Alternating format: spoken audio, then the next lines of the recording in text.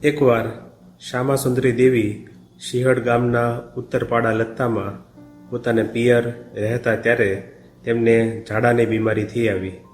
રાત્રે તે અંધારામાં એલ્લા પુકુરની પાળ પાસે શૌચ ગયા. અચાનક ભૂલા પડીને તેઓ એક કુંભારની ભઠ્ઠી પાસે એક બીલીના ઝાડ નીચે બેસી ગયા. તે વખતે ભઠ્ઠીની બાજુમાંથી રૂમઝૂમ કરતી એક નાનકડી બાલિકા બિલ્વ વૃક્ષ ઉપરથી ઉતરી આવીને તેમને ગળે બાજી પડી. શ્યામાસુંદરી બેભાન થઈને જમીન પર ઢળી પડ્યા. કેટલો વખત આમ રહ્યા તેનું તેમને ભાન ન રહ્યું. સગાઓએ પછી તેમને શોધી કાઢ્યા અને ઘેર લઈ ગયા. ભાનમાં આવ્યા ત્યારે એમને એવો અનુભવ થયો કે આ નાનકડી બાલિકા એમના ગર્ભમાં પ્રવેશી છે. માતાજીના પિતા રામચંદ્ર મુખર્જી એ વખતે કોલકાતા હતા.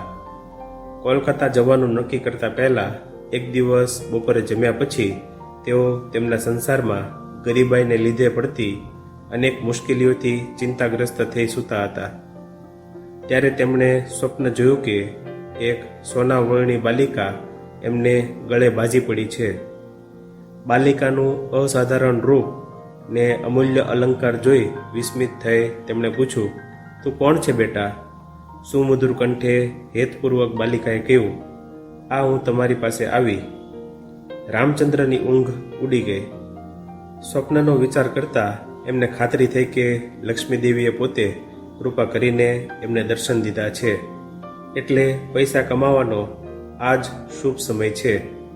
તેથી તેઓ કોલકાતા ગયા.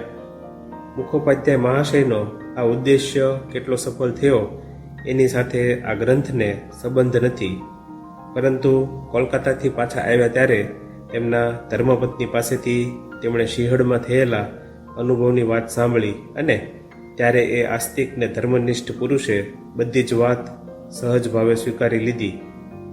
ભક્તિપરાયણ બ્રાહ્મણ દંપતી ત્યારથી ભોગવિલાસ પ્રત્યે ઉદાસીન બનીને ભાવિક હૃદયે દેવ શિશુના જન્મની વાટ જોવા લાગ્યા.